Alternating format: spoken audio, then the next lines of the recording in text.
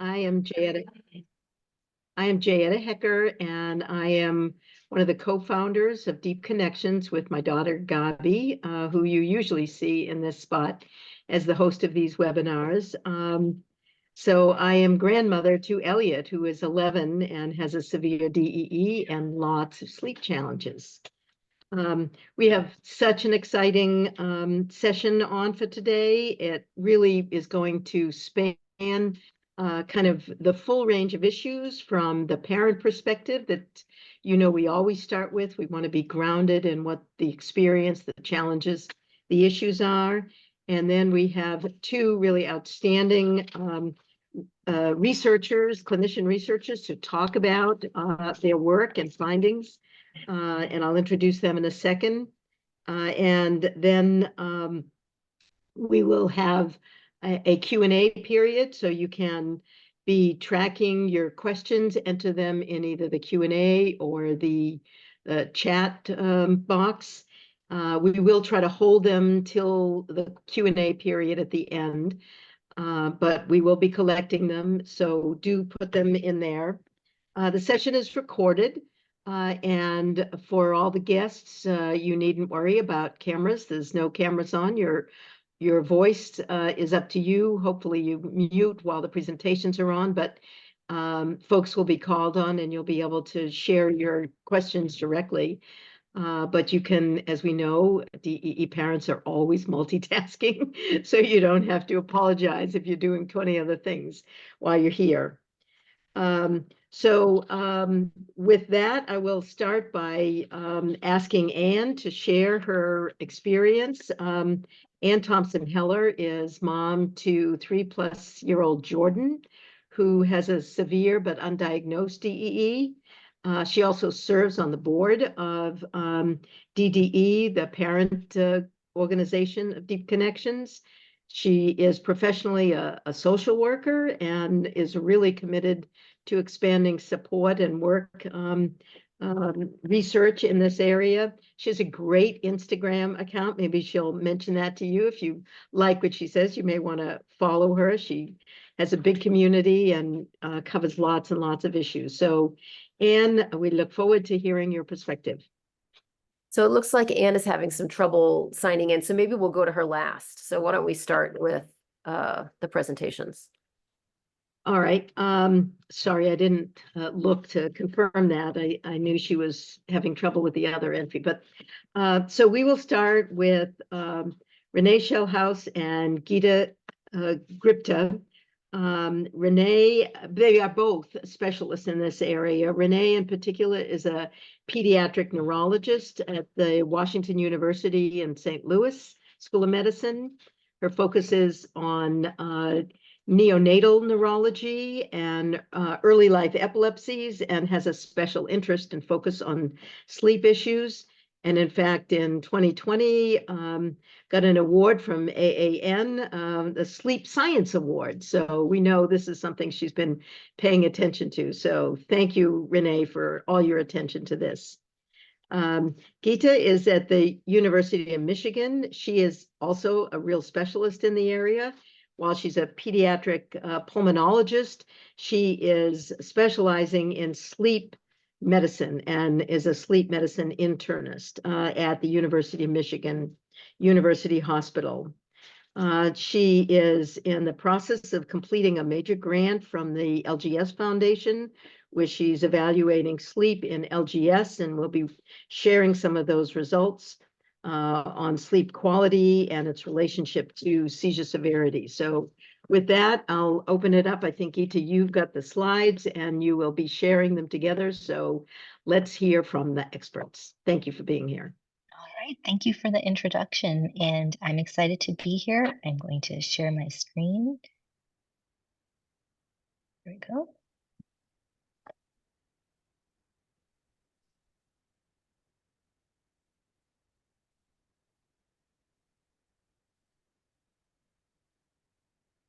All right, so let's get started. So, we're going to talk about sleep problems, sleep disorders in children with DEEs, but we should start off with the basics. What are some common sleep problems in children in general? And I'm sure you all know and have experienced some or many of these, but so that we're all on the same page, let's talk about sleep apnea first. That's a common sleep disorder that sleep physicians treat. It's a condition where people either stop breathing or have a partial cessation in their breathing very briefly, and they start breathing again when they sleep. And that can either be due to an obstruction, usually the upper airways. So that can be, especially in children with genetic syndromes, more likely there can be a component of upper airways, so nose, pharynx, which is the area behind your tongue where food goes, and your upper airway, which is the area between your mouth and your lungs, essentially. And that can briefly collapse during sleep, and there can be multiple sites of again, common in people with genetic syndromes or central sleep apnea. That's where the brain and the body signals aren't really in sync. And for whatever reason, the signal to breathe just isn't effective. And that too is common in people with neurologic syndromes. Hypoventilation is a disorder of gas exchange.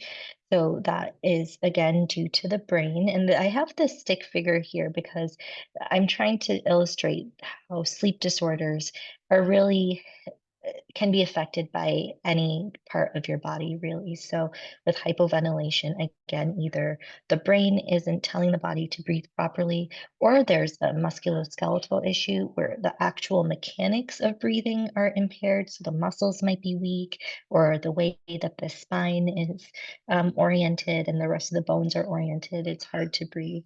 Insomnia is difficulty either falling asleep, maintaining sleep, or both.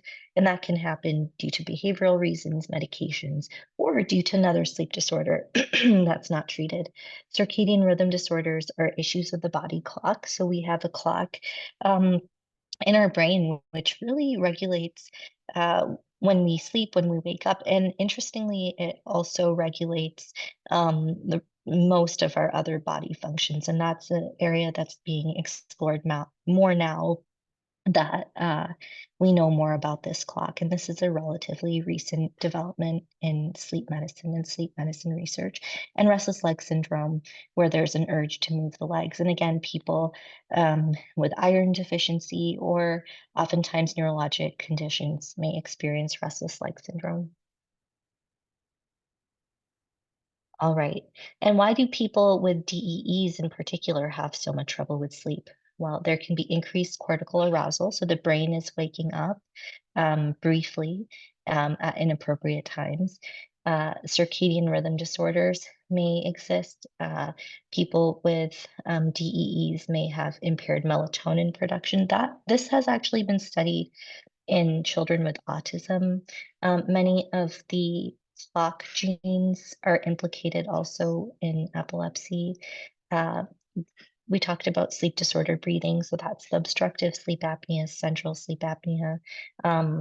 There might be literally issues with clearing out the airway. So many times children have secretions that block the airway, and that can increase the not only the risk for having sleep apnea, but more also the consequence when the airway partially collapses.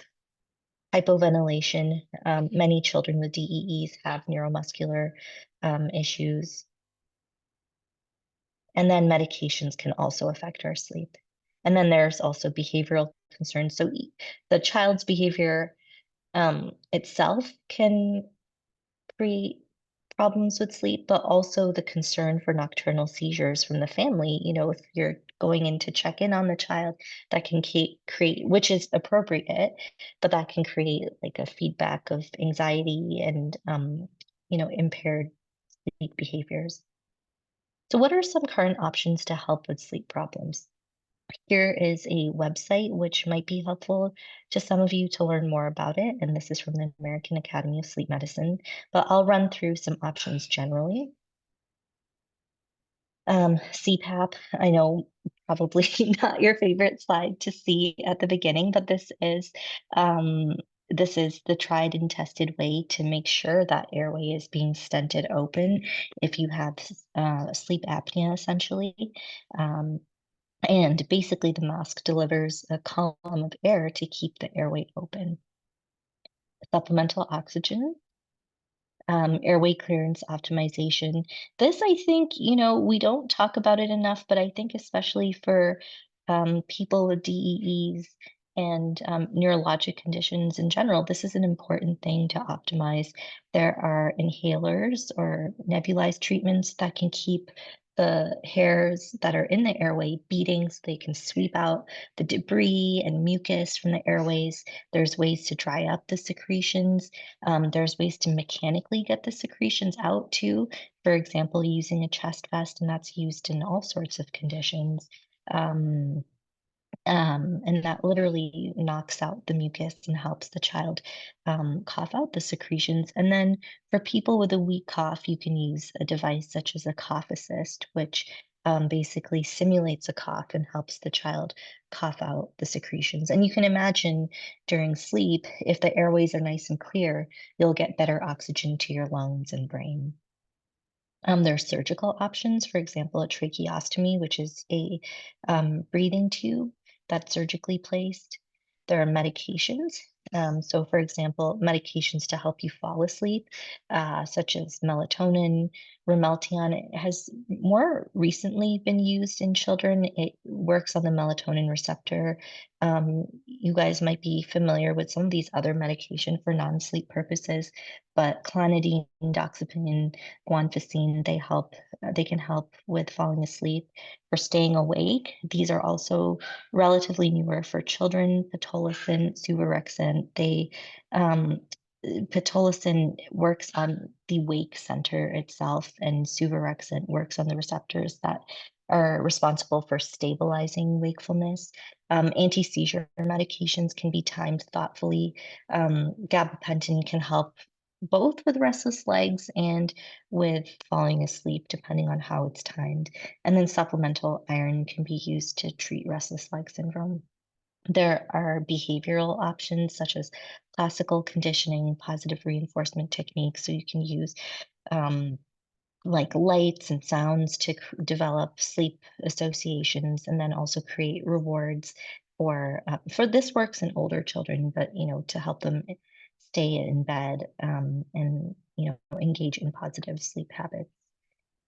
So what research has been done in sleep and people with DEEs? There are actually over the past few years, there has been definitely an increase in the number of studies and types of studies that are being conducted on this topic. So too many really to talk about during this presentation. So I just categorized the types of studies that I found in a recent literature review, and then I'll briefly show you one that I think is pretty interesting. And I'm happy to share references and articles as well if anyone is interested. So, there's research that characterizes the sleep of people with the various epilepsy syndromes. Interestingly, there's more studies to see, to really characterize sleep as a feature and delineate the epilepsy syndrome itself. So it's really a way to describe the syndrome. Sleep has been used as a broad comparison to see what sort of EEG differences there are between children with DEEs and controls. There's been more research done on ketogenic diets and sleep, and similarly the gut microbiome as well in sleep. So there are, certain bacteria in the gut of children with DEEs that are associated with various sleep disorders. So it's very interesting, and that's really an emerging area of study in many parts of medicine, including sleep. Very importantly, more people are assessing the impact of disordered sleep on families of children with DEEs, and seeing how pervasive these sleep disorders really are. So if a baby with a DEE has a sleep disorder, how long does that last? And then I also found 2 clinical trials regarding intervention with melatonin.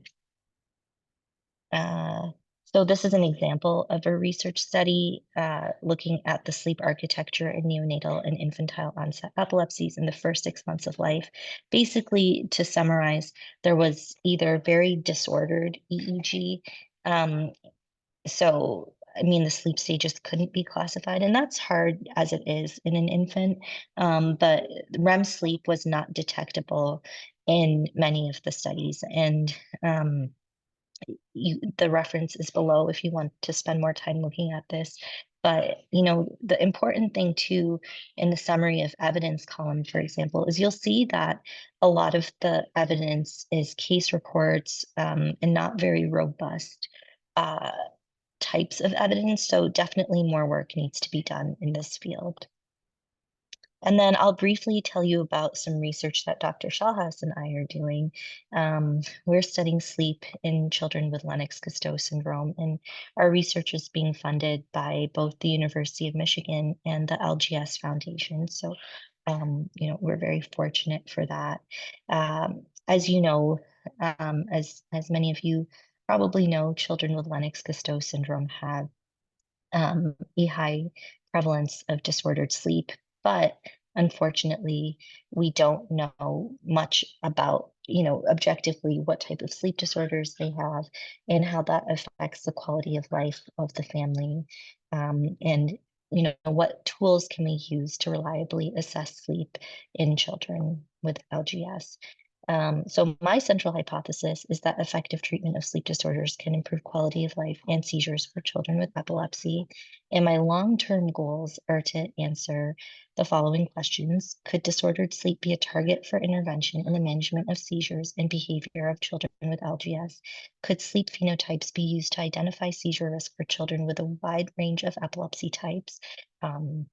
And to answer these questions, I'm starting small and I'm characterizing the sleep of the children with LGS using questionnaires, comparing it to their controls, getting some sleep studies to see how well do the questionnaires match up with the sleep studies.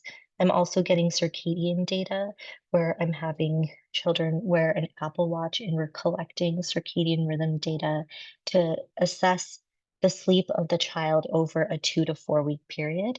And then lastly, I'm giving the families quality of life questionnaires that specifically ask about quality of life of the family. And here's a schematic of our study here. So we give the questionnaires at the beginning, at the end.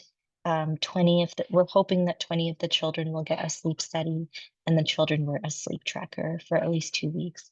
The LGS Foundation is also helping us figure out how feasible, what are feasible measurement techniques to assess sleep in children with LGS. And, this can be translated to similar conditions. So the children who participate in this study for up to a 4-week period will also get a home sleep apnea test, and they'll also the parent will get an additional questionnaire about, what they like, what they don't like, and, they can provide the input that they want to share. So switching gears, I'm going to talk about sleep of parents and caregivers. This is very important.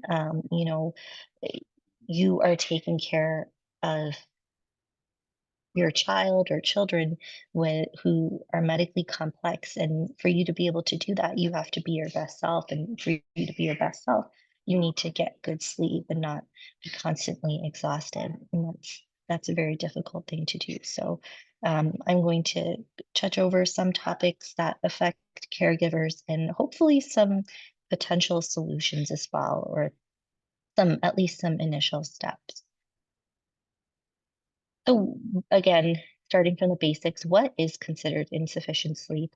The American Academy of Sleep Medicine recommends at least 7 hours of sleep in a 24-hour period for adults. How do we estimate sleep duration? We can use sleep studies, which are better really for us looking at sleep for one night. Actigraphy, which is a device that uses motion and light data to estimate sleep. Self-report and questionnaires. So how much sleep are caregivers of people with epilepsy getting? one study by Cottrell and colleagues estimated that caregivers of children with epilepsy were getting about 4.5 hours of sleep a night. So that's far less than the 7 hours of sleep. And usually parents or caregivers were waking up to check in on the child at least 3 times a night. And at least 60% of parents perceived their sleep quality was a detriment to their health and functioning. There was a study by Romley and colleagues that found that at least 31.5% of people who had children with special healthcare needs were families of children who have epilepsy or a seizure disorder. So, even among the people who are taking care of a child with a chronic healthcare need, neurologic conditions such as epilepsy is a big bulk of that, home caregiving and burden. And again, how does this compare to caregivers of children with other chronic illnesses? So, as you know, I'm a pediatric pulmonologist in training, and we take care of a lot of children with cystic fibrosis, children with chronic home ventilators, and these are very in time intensive, resource intensive conditions to manage. But even so, you'll see that the total sleep time that is estimated in this group of children with ventilators is 6.3 hours, cystic fibrosis 7.28 hours, and healthy children, caregivers of healthy children get about 7.34 hours of sleep. And there was no significant difference between these groups. But that's very different from the caregivers of children with epilepsy, where it was estimated in another study that they get 4.5 hours of sleep. We know that parental sleep disruption has a greater association with parenting stress in the families of children with epilepsy compared to those with other neurologic conditions. But you might ask, well, or say, taking care of a kid in general can cause sleep deprivation. And that's true. However, caregivers of typically developing children have a longer total sleep time than those of children with epilepsy. So in general, typically developing children's parents get about 7.3 hours of sleep. And then again, you might say, well, if you have a baby or a young child, that also will cause sleep deprivation, and that is true. This study here by Hagen and colleagues looked at caregivers of children of various categories, so 0 to 1 years old, 2 to 5, 6 to 18, and greater than 18, and compared the total sleep time to people with no children. And there's a reduction on average of about 1 hour in infants, and that decreases as the child gets older. And you can also see that the spread of reduction is, sorry, not 1 hour, I apologize. Reduction of about 10, maybe 12 minutes or so in children of infants who are 1 year old or less. So I misspoke, I apologize. But there's, up to 20 minutes here and then down to 5 minutes. And then children of essentially adults don't have as much reduction in their sleep time. But again, this is clearly out of proportion to the total sleep time reported by caregivers of children with epilepsy. Room sharing and co-sleeping is more common in children with epilepsy, and both are more likely to be initiated by the parents compared to controls. Parental disordered sleep and fatigue are more common in parents of children with epilepsy compared to controls. So we know that caregivers and parents of children with epilepsy are most likely getting much less sleep than other parents or other people who don't have children. So what are some consequences of insufficient sleep?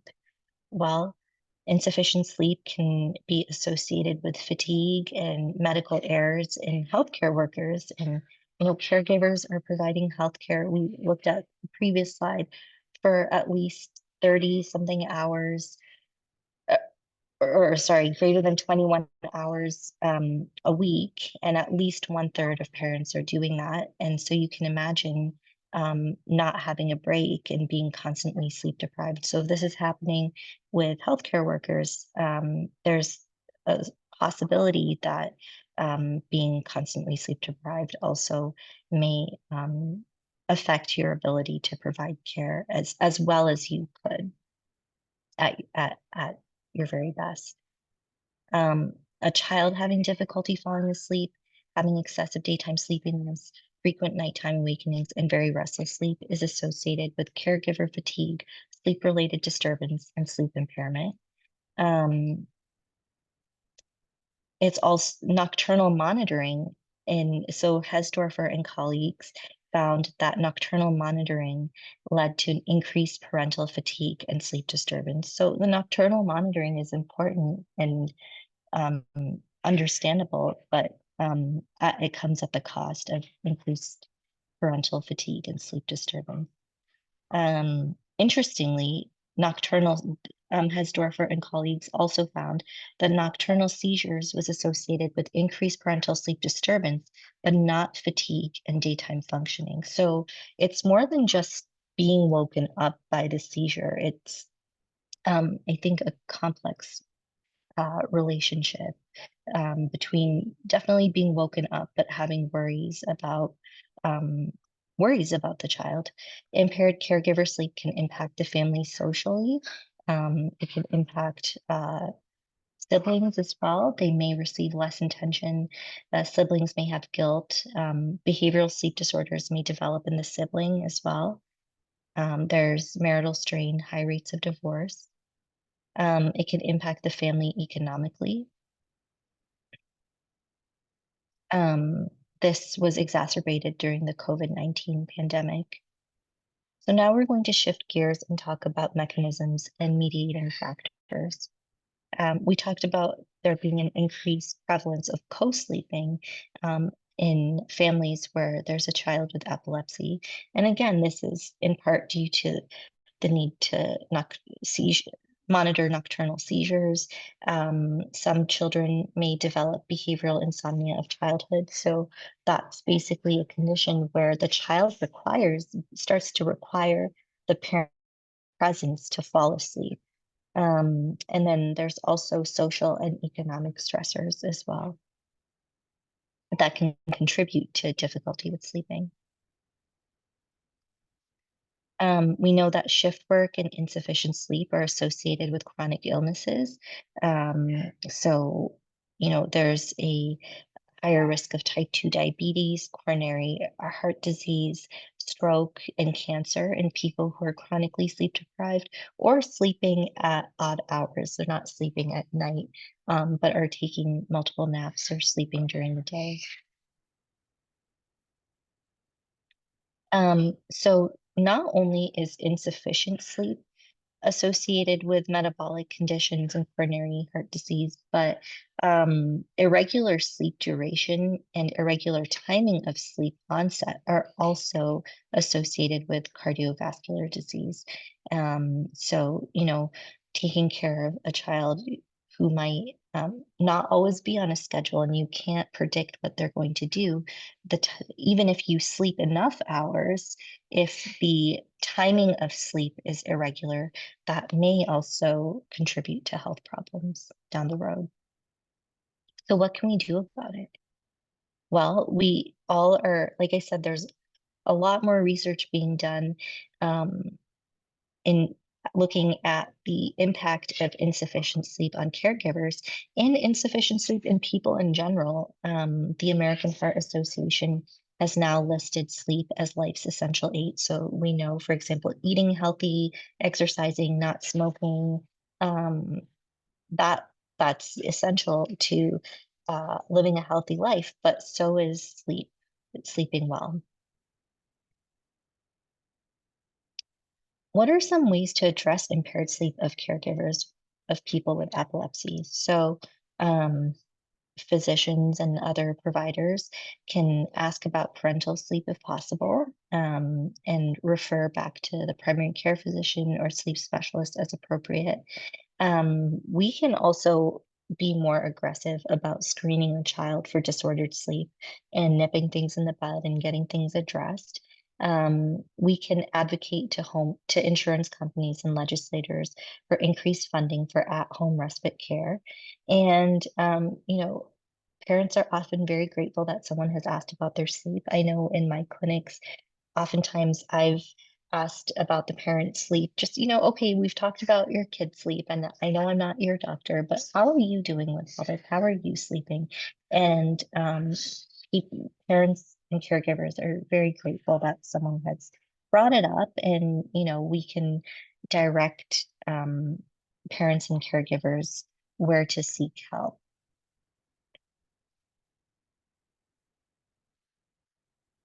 So caregiver sleep and mental health can be affected by their child's sleep disorder. It's important to ensure support systems are in place for the caregiver and their family. To basically summarize what we talked about previously. And when can you ask for help? Well, if you're a caregiver of a child with a DEE who's facing a sleep concern, you can bring up the concerns when they come up. You can talk to the child. So if the child is having a sleep concern, you can talk to their primary physician, neurologist, or pulmonologist. There could be opportunities for early intervention. But if you yourself are facing a sleep concern, you can always talk with your doctor as well. And it's important to not wait until you're frustrated with the sleep problem for a long period of time. Sleep problems can be treated, they can be intervened upon. So if you can, it's good to do something about it before it becomes a big problem. Healthcare workers can look for signs of snoring, apneas, which is those pauses in breathing, insomnia, other symptoms of disordered sleep. And they can, even if they can't treat the sleep disorder, the healthcare worker can help identify resources that will be used to assist in the patient's sleep management. And here's a website, again, from the American Academy of Sleep Medicine, which can help you find a certified sleep specialist. And you could always seek them out on your own, but ask your healthcare provider to help you out with that as well. And that concludes the talk. So thank you for your attention, and thank you for having inviting me to speak about this very important topic. And if you have any questions, please feel free to email. And like I said earlier about the references for the studies, which we kind of skimmed over a bit, I'm happy to share those with you. Well, thank you so much, Gaita. That was just an amazing scope of topics, all of which are important to this community. So that was terrific. Renee, before we turn to Ann, do you have anything you want to add? Well, first of all, bravo, Dr. Gupta, well done. And it's really been a pleasure to have her come alongside and start to lead the way in this field. I think the biggest thing is to remember that it's okay to tell your doctor or your nurse or your clinical team that you're having issues with sleep. I think a lot of times as parents, we sort of say, well, we know that this is a problem, but we don't have hope that there's a way to change it. But many sleep problems are treatable. And so that's why I think it's so important that we're highlighting, because this is not an area where we can admire the problem and do nothing. This is an area where if we know that there's an issue, we know some ways to help. And so it's really important to be asking the questions. If you need help with your child's sleep or with your own sleep, that you be talking to your doctors to get to the bottom of it and find the treatment that might work. Well, that's about as important as it gets, is really speaking up and realizing and not seeing that it's hopeless. So thank you so much for that. Ann, you weren't here for your introduction. There's a long introduction, which is on the recording. So we are delighted to have you. Very excited that you figured out how to connect with us. Just a reminder, Ann is mom to Jordan, who is a little over 3, and will share some of her own experience and challenges and successes in managing sleep issues. Thank you so much for having me and for the patience with me getting logged in. Having some technical issues, and as I was starting to feel like it was Groundhog Day. Like every time I would try this link, it would loop me back to this link and then ask me to do it again. And then I kind of chuckled once I realized I was going to be getting in, thinking it's a little like sleep issues, this Groundhog Day, the same thing every night, and then trying to get through the day. As JayEtta shared, I have a little girl. She's 3.5. She was diagnosed with a developmental and epileptic encephalopathy when she was 3 months old. It's undiagnosed, so it's believed to be genetic, but we don't know the genetic mutation. She, one of the first indicators that she was having something going on, kind of rumbling up under the surface, was her sleep issues. She would sleep excessively. There was one time, she was probably about 2.5 months old. We were out with family, and I even just turned to my mom and I said, "Is this normal?" I was a first time mom, so I'm still trying to get used to, to being a mom and my baby. And but she was sleeping like excessively, like not able to wake up. She would, rouse and move, and, it didn't seem like a immediate health concern, but it was like 10 hours during the day. And I just remember thinking, this doesn't seem like a regression. I don't know what this is. And it wasn't for a couple more weeks that we started seeing her seizures. But one of the things that kind of struck me is once her seizures did start, the sleep issues persisted. It almost changed, and so in the beginning, it was just that excessive sleepiness which was an indicator that something was wrong. And then as things progressed, her sleep flip-flopped. It's almost like she lost sense of what daytime, nighttime was. She also has cortical visual impairment, which is a result of her same genetic mutation, likely, and her DEE. And I don't know if the vision piece, because before her seizures, she could track. She did look like she was seeing things, and then that went away. And so I don't know if that threw her sleep off too. But for months, probably close to a year, she had what was like a newborn sleep schedule. She would be up every night from 2 to 4, 2 to 5, 1 to 3. It was just all over the place, but for hours at a time. And I was afraid to let her just be up without being monitored because of her seizures. And so my husband and I would be up, it was very hard to sustain. We both work. And so trying to figure out how to get the rest in, how to care for her. We did do a version of co-sleeping. Her crib was in our room for the first 2.5+ years. She was her crib was right next to the head of our bed, and so any movement, anything that was going on, I could hear or see or wake up to. We advocated about sleep for a long time, and I think the explanation that we were always provided made sense to me. And so I didn't pursue it as strongly as I maybe could have initially, because it was believed that once her seizures regulated, once we got control of her seizures, she got used to her medications, then sleep would start to regulate. Anti-epileptic drugs can be really sedating, and they were for Jordan. Her seizures were also incredibly sedating, if you will. They would knock her out, and she would just sleep for hours after a cluster. But I felt like there was more. There was something that we were missing, and I wanted to do more. So I did start Googling and start looking into what we could do, and I found that sleep disorders were really common.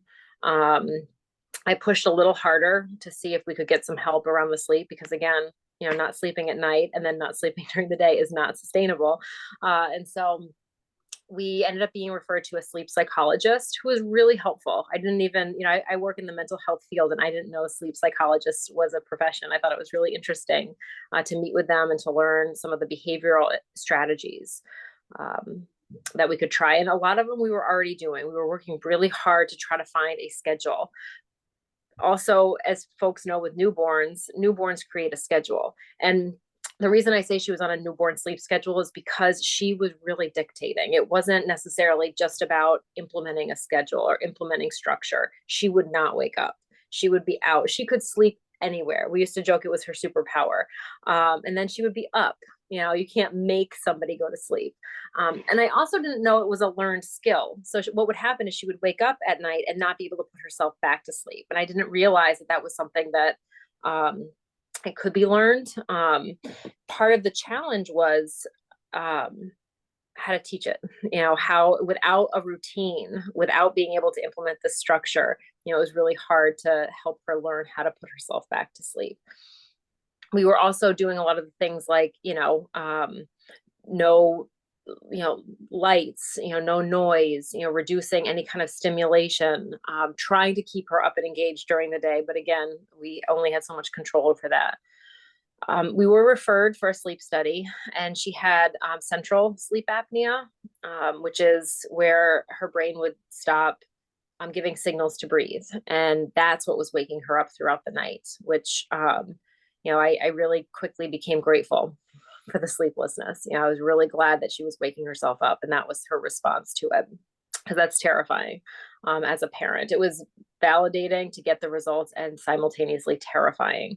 So there is something going on for her sleep, and she stops breathing, for those seconds. We were able to kind of monitor that. Oxygen is something that can be done, which we learned about, and so that was tried. We did a number of sleep studies for the first year and a half, and she thankfully did outgrow the apnea. And we just continued sort of chugging along, riding the wave, continuing to find, this routine, continuing to try to teach her. And sleep started to get better, and I had written recently that she sleeps relatively well now. And I think relatively well is a relative term. Even last night she was up at 4 a.m. The night before that she was up at 4 a.m. But she goes to bed pretty consistently at 8 o'clock. She'll wake up a couple times throughout the night, but she can put herself back to sleep now. And so sleep is significantly better than where it was. But I think with it being such a seemingly common issue among kids with developmental and epileptic encephalopathies, I'm always just appreciative and grateful for the conversations that are being had. And I think it's important to have more of them. It's important for families to know that they're not alone. What is typical in the in the rare world? How do we navigate it? And so having the conversations, being able to relate to the struggles, the challenges, but also share the resources is incredibly helpful. So I was grateful to be asked to share our story. And I look forward to going back and watching, your presentations from before as well to learn more. So thank you. Thanks so much, Ann. That was a hopeful story, actually, with the progress reported, but also how slow and frustrating it is that your first real answer was from your own research, that the responses really were not very helpful at the beginning. So this brings up one of the questions we've got is, how and when do you bring up concerns, and to whom? Many people primarily see their pediatrician. Do you talk to your neurologist about it? Gaita, you're a pulmonologist. When do you go to a pulmonologist? And you mentioned a sleep psychologist. So there's an array of different specialists. So what are the triggers where parents should, trust their instinct and not keep thinking, well, I'm new, I don't know, and really speak up and elevate and ask for referrals if those first level answers are either inadequate or dismissive? Gaita? Yes, I think that's a great question. And the short answer, I think, is talk to anyone who will listen. We all have the ability to refer to someone who can do a more in-depth evaluation, or you'd be surprised, perhaps the person that you're seeing themselves can do that in-depth evaluation. So especially in pediatrics, most of pediatric sleep is done in teams of lung doctors, neurologists, sleep psychologists, ENT, it's usually very multidisciplinary practice. So even if you bring it up to your child's neurologist, if they themselves can't help, they'll be able to put you in the direction of someone else who can help. Or if they're not a neurologist or pulmonologist at all, even the primary care physician, they can, depending on their comfort, start with some basic interventions. So many pediatricians do feel comfortable counseling about, like setting a routine and doing a lot of the behavioral modifications. Many pediatricians feel comfortable referring for a sleep study or referring to an ear, nose, and throat doctor. So I think even the primary care physician in many cases can be helpful as well. But I think whoever will listen, for the adults out there, your OBGYN, if you're seeing your OBGYN, they can refer you for a sleep study or to a sleep specialist. Like really, I think anyone who's willing to help, but you'd be surprised how much your child's general pediatrician can likely help you. Renee, do you have anything to add? I think just to know that there are tests that can be done. Not everybody's going to need to go in for a full formal sleep study, but if you've tried some basics with your pediatrician or your neurologist and you're not there yet, or if you're concerned, seems like my child is pausing or gasping for a breath when they're sleeping, use those words and tell your doctor that you're worried and ask, is this a time when we should do a sleep study to see what's going on? I think being able to ask those specific questions. And again, if you're concerned, your doctor wants to know that you're concerned. So, can't always read your mind, right? And, the doctor might think we're focusing only on the seizures right now. And that's always going to be something that's important, right? But if there's something else on your mind, raise it, because it's hard to solve a problem when you don't know the problem's there. So just trying to be persistent if you're really concerned. You know your child the best. And so if a parent comes to me and says, I'm really worried about this problem, or I'm overwhelmed, I don't know how to cope with the fact that I'm so tired because I'm looking after this child who does not sleep. I need to know that so I can start to try to help. Terrific. The other thing I would just add is, there are not enough child neurologists in this world. There are also really not enough pediatric focused sleep doctors in this world, or techs who can run the sleep studies. So there are very often long wait times. And so then you can say, okay, well, thank you for putting in the referral. I will get in line, right? Are there any things that we can do together while we're waiting? Because oftentimes there will be at least a few things that you can try while you're waiting. Well, and to piggyback off that, I think the wait time is a really big thing. We were referred, and that may be part of the reason why there was a little bit of a delay. Like, let's see if we can troubleshoot getting seizures under control, helping her adjust to her medications, see if that helps to kind of regulate things a little bit. When were referred, I think it was a 6-month wait. That rings a bell. I can't remember off the top of my head, but we were very fortunate in that we had a family friend who I later found out is a sleep psychologist. And so I was able to get on the phone with him and get a number of resources. And one of the things that was really helpful that I had forgotten about until just now is we tracked sleep. And so we would have these logs where we would color code, when she was sleeping, when she was awake, and we could look at the trends. And I was bringing all of this data, collecting data, bringing it to the neurologist. And I think also knowing what questions to ask or what referrals to ask for. As I said, I didn't know a sleep psychologist was even a thing. I didn't think to ask for a sleep study because we had done so many EEGs. I kind of thought it was all going to capture similar stuff. And so being able to ask very directly and explicitly, I think we need to do this, and then show the data. And I think that helped move things along too. Well, that's really helpful. I wanted to follow up on the reference to the sleep study. you know, the discussion laid out that there's lots of interventions of going from surgery to BiPAPs, respiratory treatments.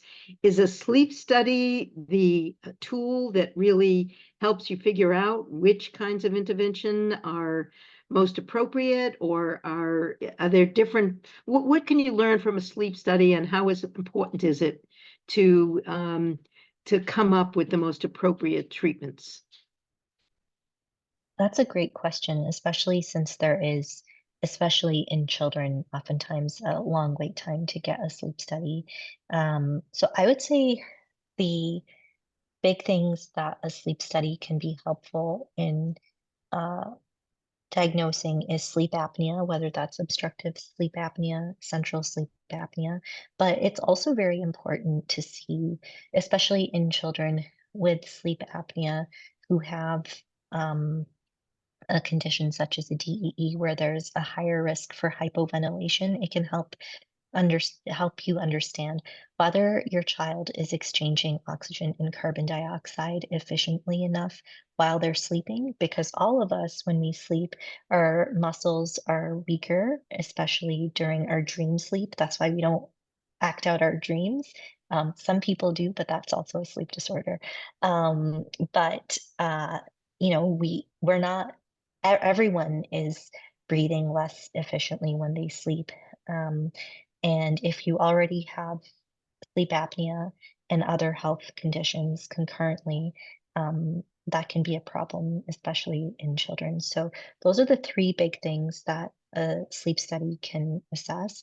There are other things that a sleep study can assess, but you don't really, there are other ways to diagnose those disorders.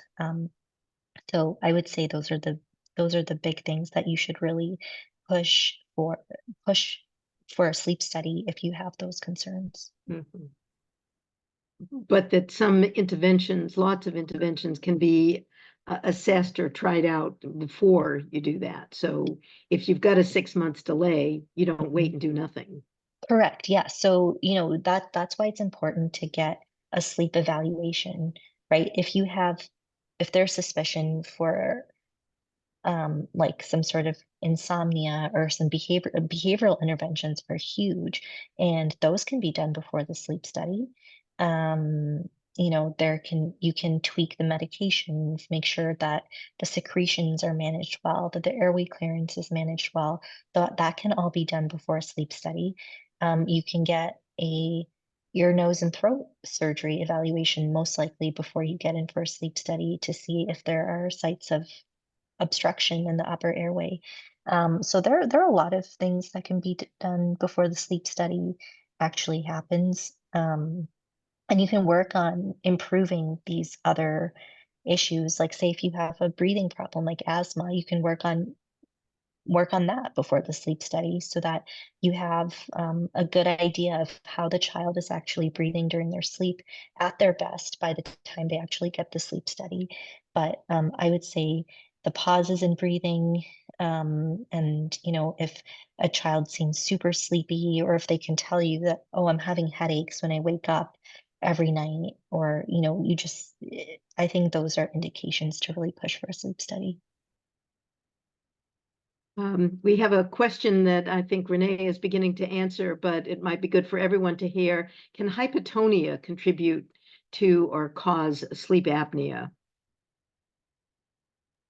Yes, or other types of sleep disorders? yes, it can. And so yes, it can is the short answer. The long answer is that the muscles that support the airways are not as strong in hypotonia potentially. So that can increase the risk of having the partial or full collapse of the airway during sleep. And then also the other muscles, like the muscles between the ribs, the muscles of the neck, and so forth, the breathing muscles, they also may not be as strong and can make it hard for carbon dioxide to leave the body and for oxygen to get into the body. I think we have time for one final question, and I want to go to the caregiver sleep issue, which is so important for this population. it was notable that the study of professional caregivers, that there were guidelines for exceeding safe limits.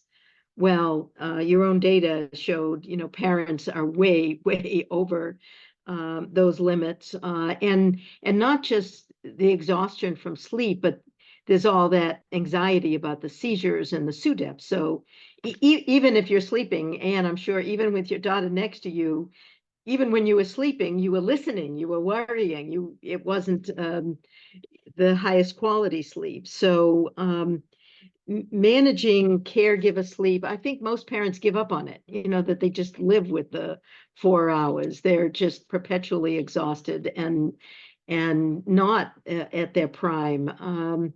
And they don't have the nurses, and even if they have equipment, they're just, there's so much tension. So any thoughts about that step? I think you had the slide on it.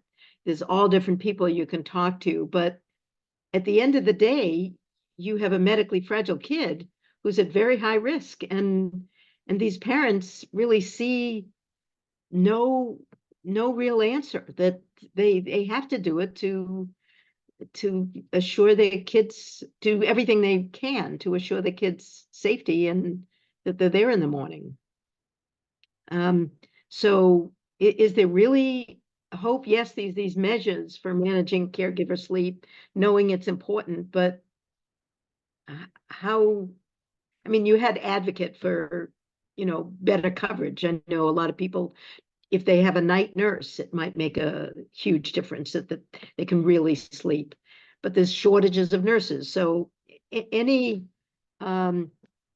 guidance to families about the fact that this is their status quo, unsafe levels of sleep?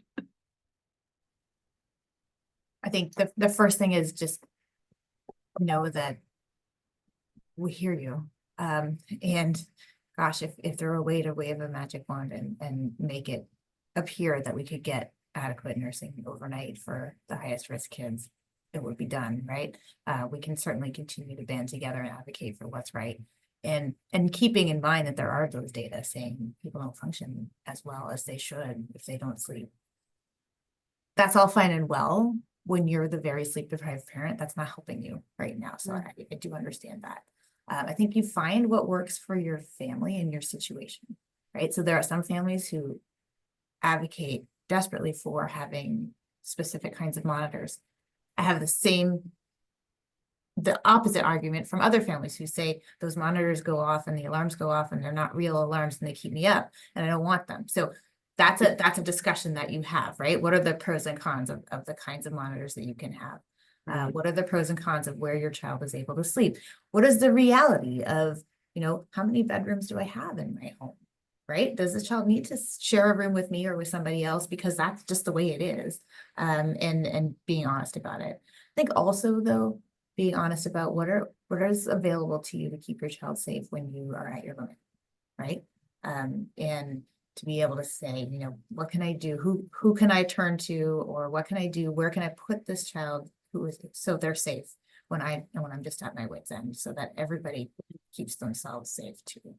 And where you have partners, family members, trusted others that you can lean on to get you a little break so you can get a little sleep is important. And just trying not to be too hard on yourself when there are some things that you just plain can't do. And that's okay. Right.